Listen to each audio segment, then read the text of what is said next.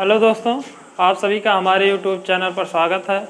आज हम इस वीडियो के माध्यम से आप सबको क्लास 12th का फर्स्ट चैप्टर वैद्युत आवेश और वैद्युत क्षेत्र के बारे में बताएंगे। सबसे पहले हम आज देखते हैं इस वीडियो में कि वैद्युत आवेश क्या होता है। सबसे पहले हम देख लेते हैं कि इलेक्ट्रिक चार्ज।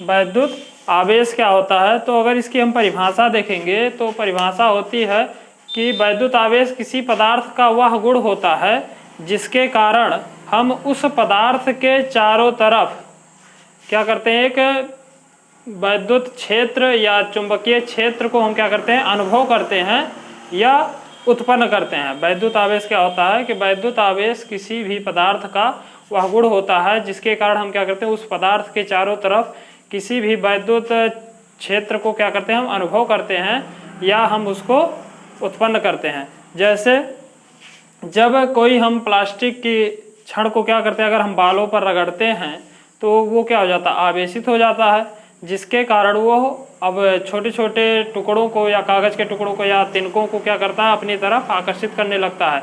तो वह जो गुण होता है उस प्लास्टिक के टुकड़े का, वही क्या होता है, उसका वैद्युत आवेश होता है। और दूसरा उदाहरण अगर लें तो हमारा जो कांच की छड़ होती है, अगर उसको हम क्या करें, सिल्क यानी रेशम के कपड़े पर रगड़ेंगे तो भी वो दोनों क्या हो जाते हैं, आवेशित हो जाते हैं, जिसके कारण वो क्या करते हैं, छोटे छोटे टुकड़ों को, चाहे वो कागज़ के हों या किसी भी प्रकार के हल्के जो टुकड़े होते हैं, उनको क्या करती है, वो अपनी तरफ आकर्षित करती है। अब देखेंगे कि आवेश जो होता है वो कितने प्रकार का होता है। तो जो हमारा आवेश होता है वो दो प्रकार का होता है। एक होता है धनावेश, जिसको बोलते हैं पॉजिटिव चार्ज, और दूसरा होता है हमारा ऋणावेश। ऋणावेश को बोलते हैं हम निगेटिव चार्ज। अगर देखें पॉजिटिव चार्ज क्या होता है,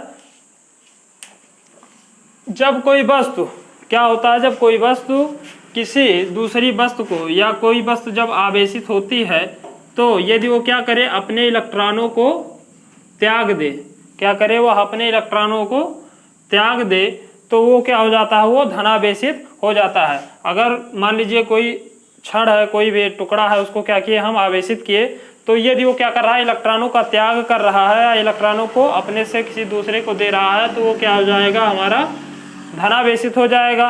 और यदि कोई दूसरा पदार्थ है जो क्या कर रहा है, इलेक्ट्रॉनों को ग्रहण कर रहा है, क्या कर रहा है, यदि वो इलेक्ट्रॉनों को ग्रहण कर रहा है तो वो क्या होगा, हमारा ऋणावेशित हो जाएगा। इसके अलावा और एक चीज समझ लेते हैं, जो हमारे ये चार्ज होते हैं, अगर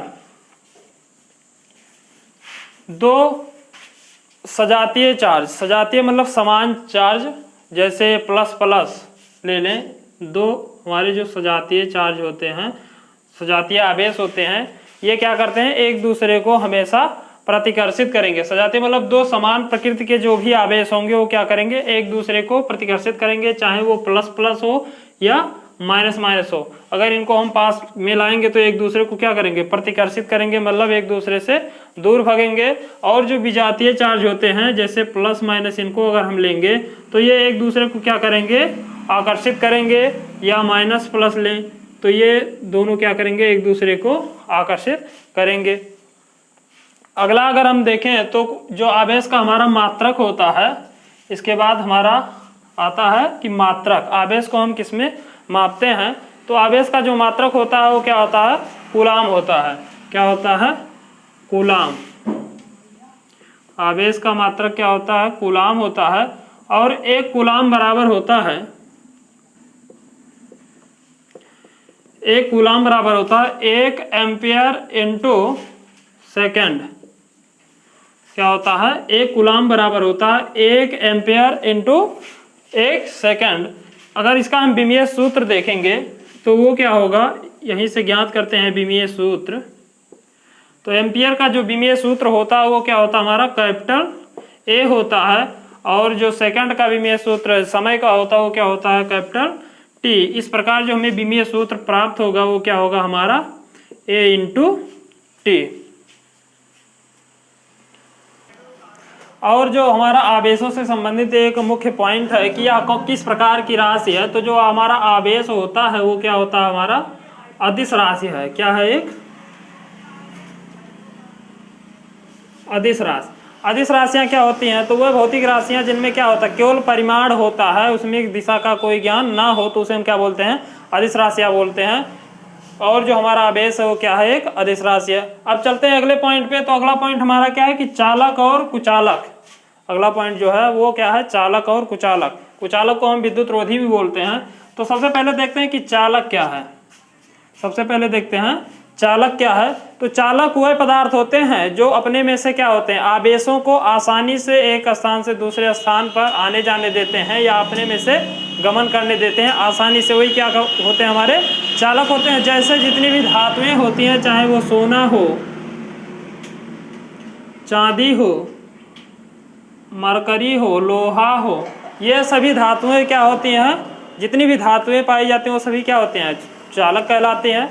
ध्यान से परिभाषा सुनिए कि वह सारी वस्तुएं जो क्या करती हैं अपने में से या अपने अंदर से क्या करते हैं आवेशों को आसानी से आने जाने देती हैं, वो क्या कहलाती हैं हमारी चालक कहलाती हैं। जैसे जितनी धातुएं हैं, मानव शरीर हो गया, जल हो गया, सब क्या कहलाते हैं हमारे चालक कहलाते हैं। और जो अगला पॉइंट है वो क्या है कि कुचालक।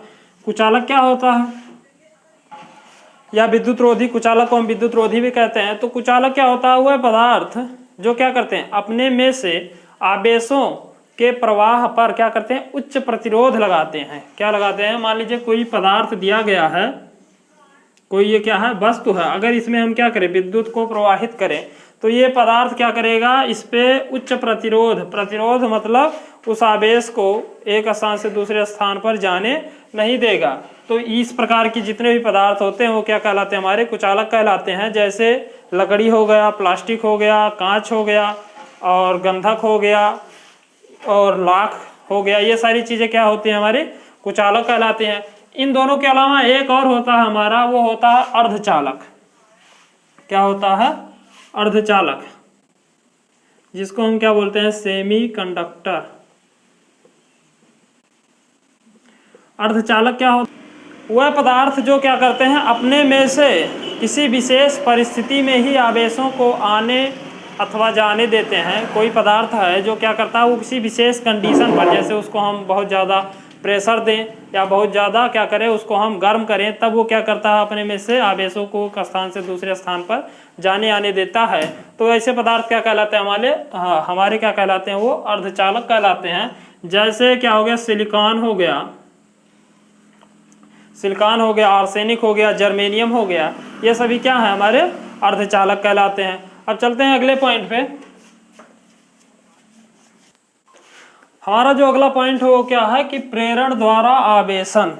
आवेशन क्या होता है सबसे पहले ये जान लेते हैं। तो किसी पदार्थ को आवेशित करने की प्रक्रिया ही क्या कहलाती है हमारी आवेशन कहलाती है।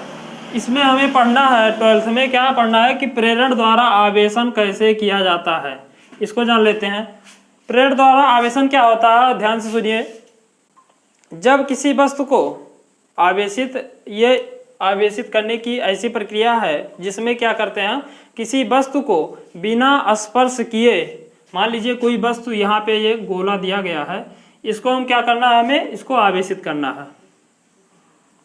इसको क्या करना है हमें आवेशित करना है। तो इसको हम क्या करें बिना छुए हुए और किसी दूसरी वस्तु को क्या करें अगर हम इसके पास लेकर आए और बिना इसको छुए हुए इस पर हम क्या करें अगर ये हमारा प्लस चार्ज है तो इस पर अगर हम ऋण आवेश ले आए, क्या कर दें इस पर हम ऋण आवेश उत्पन्न कर दें, तो यह जो प्रक्रिया होगी वो क्या कहलाएगी हमारी प्रेरण द्वारा आवेशन। क्या कहलाएगी प्रेरण द्वारा आवेशन।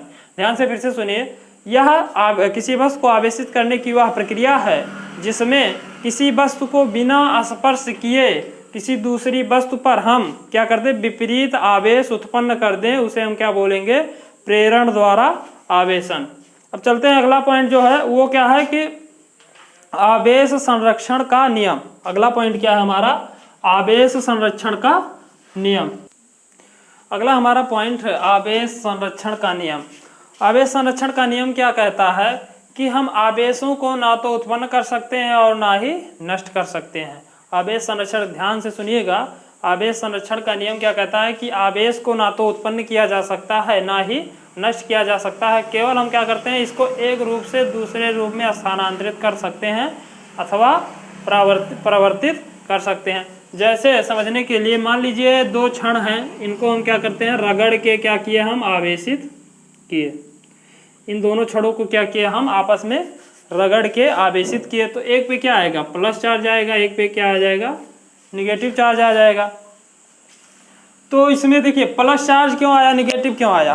प्लस चार्ज तब आएगा जब क्या करेगा, यह इलेक्ट्रॉन अपना इसको दे देगा, इस दूसरे वाले टुकड़े को क्या किया, अगर ये अपना इलेक्ट्रॉन एक दिया तो इस पे क्या आ जाएगा, प्लस चार्ज आ जाएगा। और इसने क्या किया, ग्रहण किया, इसने क्या किया, ग्रहण कर लिया, तो इसलिए इस पे क्या आ गया, निगेटिव चार्ज आ गया। इसमें हमने क्या किया, कहीं से अलग से तो थोड़ा उत्पन्न किया कि इलेक्ट्रॉन को हमने कहीं अलग से लाकर यहाँ पे रख दिया या उसको हमने नष्ट कर दिया, किया, इससे ये गायब हो गया तो अब ये मिलेगा नहीं, ऐसा कुछ है नहीं। इसने क्या किया, एक त्यागा तो इसने ग्रहण कर लिया, इसने क्या किया, इलेक्ट्रॉन को त्यागा तो इसने ग्रहण कर लिया। और ये ग्रहण क्यों किया भैया, ये क्या निगेटिव इस पर आया तो इसका मतलब क्या, इसने ग्रहण किया और इस पर पॉजिटिव आया तो इसने इसको दे दिया। तो इस प्रकार से हम समझ सकते हैं कि यहाँ पे हमने कोई नया आवेश उत्पन्न नहीं किया बल्कि इसी के आवेश को ही यहाँ पे स्थानांतरित कर दिया। अतः हम कह सकते हैं कि जो हमारा आवेश संरक्षण का नियम है वो सही है, जिसमें कहा गया कि हम आवेश को ना तो उत्पन्न कर सकते हैं और ना ही नष्ट कर सकते हैं, केवल हम क्या कर सकते हैं, एक रूप से दूसरे रूप में बदल सकते हैं। चलिए अगले पॉइंट पे चलते हैं। खायो, चलिए अब देखते हैं हमारा जो अगला पॉइंट, देखिए हमारा अगला जो हेडिंग है वो क्या है कि वैद्युत आवेश का क्वांटमीकरण क्या होता है। वैद्युत आवेश का क्वांटमीकरण क्या होता है। तो वैद्युत आवेश का क्वांटमीकरण होता है कि इसमें हम क्या कर सकते हैं, इलेक्ट्रॉनों का आदान प्रदान जो होता है, जैसे कोई पदार्थ क्या है, प्लस और माइनस ये चार्ज आते हैं तो इसमें क्या होता है, इलेक्ट्रॉनों का आदान प्रदान ही तो होता है। जैसे इस पे प्लस चार्ज आया तो इसने इसको दे दिया और इसने क्या किया, ले लिया, तो ये क्या करे, इलेक्ट्रॉनों का आदान प्रदान हो रहा। तो जो हमारा क्वांटमीकरण का सिद्धांत है वो यही कहता है कि जो हमारा इलेक्ट्रॉनों का आदान प्रदान होता है वो क्या होगा कि इलेक्ट्रॉनों के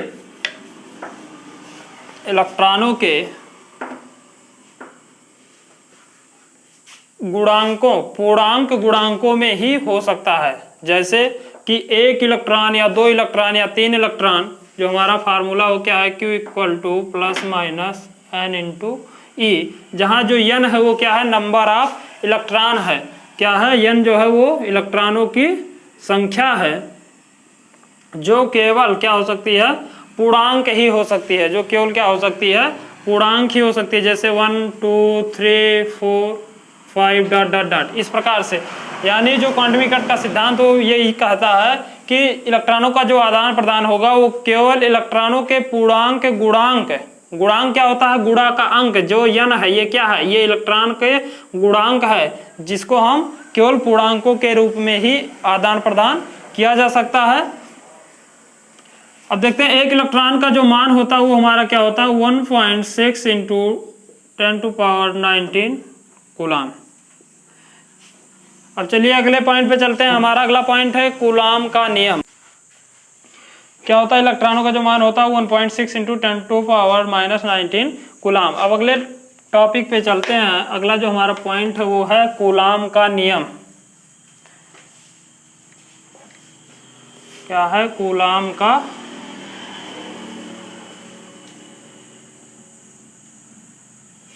नियम।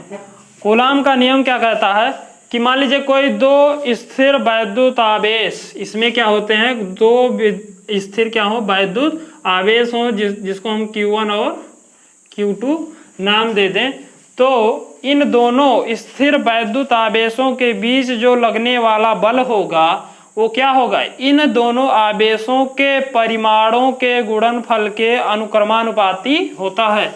यानी मान लीजिए दोनों हमारे क्या हैं, आवेश हैं, Q1 और Q2 दोनों आवेश हैं, तो इनके बीच जो आकर्षण अथवा प्रतिकर्षण अगर क्या होंगे, दोनों पॉजिटिव होंगे तो ये क्या होगा, इनके बीच प्रतिकर्षण का बल लगेगा। लेकिन अगर ये इसमें एक पॉजिटिव एक निगेटिव है तो क्या होगा, आकर्षण का बल लगेगा। तो इन दोनों आवेशों के जो परिमाण हैं वो क्या होता है, इनका जो परिमाणों का गुणनफल होता है वो क्या होता है, इन दोनों के बीच लगने वाले बल के अनुक्रमानुपाती होता है।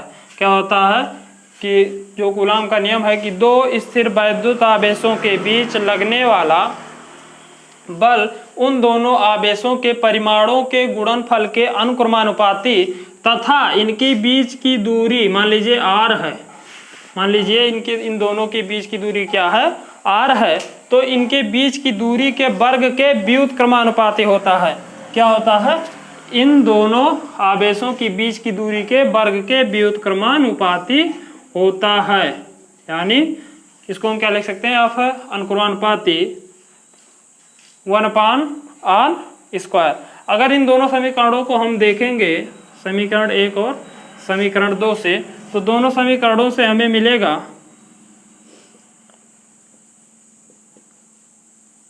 समीकरण 1 और समीकरण 2 से, यहाँ से हमें एक मान मिलेगा f परपेंडिकुलर Q1 इंटू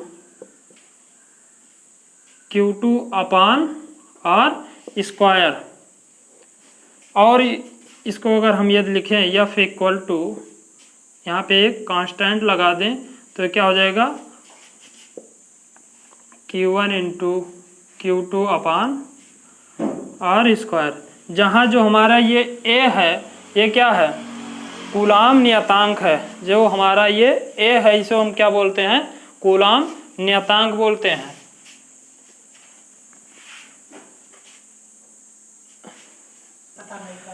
देखिए हमें मिल गया क्या, कूलाम का जो नियम है वो यही कहता है, ध्यान से एक बार और सुन लीजिए परिभाषा, कि दो स्थिर बिंदु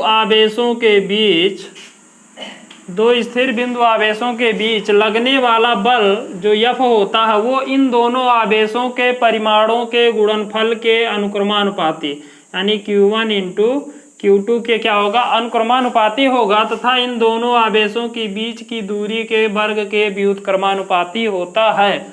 इन दोनों आवेशों के बीच की दूरी अगर हम r मान लें तो यहाँ से हमें मिलेगा क्या, 1/r²। अगर इन दोनों समीकरणों को सॉल्व देखेंगे, इन दोनों समीकरणों से, तो हमें यहाँ पे मिलेगा f perpendicular to Q1 into Q2/r²। यहाँ पे A क्या है, ये कूलाम नियतांक है, जिसका जो मान होता है वो क्या होता है, 9.0 इंटू 10⁹ न्यूटन मीटर स्क्वायर प्रति कूलाम स्क्वायर। इसका एक मान और होता है, वो क्या होता है, 1/4πε0। क्या होता है, 1/4πε0। जहाँ पर जो ये ε0 है ये क्या होता है, निर्वात में अथवा वायु में वैद्युत का क्या है, परावैद्युतांक, वैद्युतशीलता है या परावैद्युतांक। हम ε0 को क्या बोलते हैं, निर्वात में अथवा वायु में आवेश वायु की क्या कहते हैं हम, वैद्युतशीलता या परावैद्युतांक कहते हैं। अब चलते हैं अगले पॉइंट पे। यहाँ पे जो हमारा ε0 हो क्या है, निर्वात अथवा वायु की वैद्युतशीलता है या परावैद्युतांक है। इसका जो मान होता है ε0 का, वो हमारा मान कितना होता है, 8.85 इंटू 10⁻⁻12 कूलाम स्क्वायर प्रति न्यूटन मीटर स्क्वायर होता है। क्या होता है, ε0 का जो मान होता है वो हमारा होता है 8.85 इंटू 10⁻⁻12 कूलाम स्क्वायर प्रति न्यूटन मीटर स्क्वायर। अब मिलते हैं इसके आगे अगले वीडियो में। यदि वीडियो आपको अच्छा लगा हो तो चैनल को लाइक कीजिए, सब्सक्राइब कीजिए। मिलते हैं अगले वीडियो में, तब तक के लिए धन्यवाद।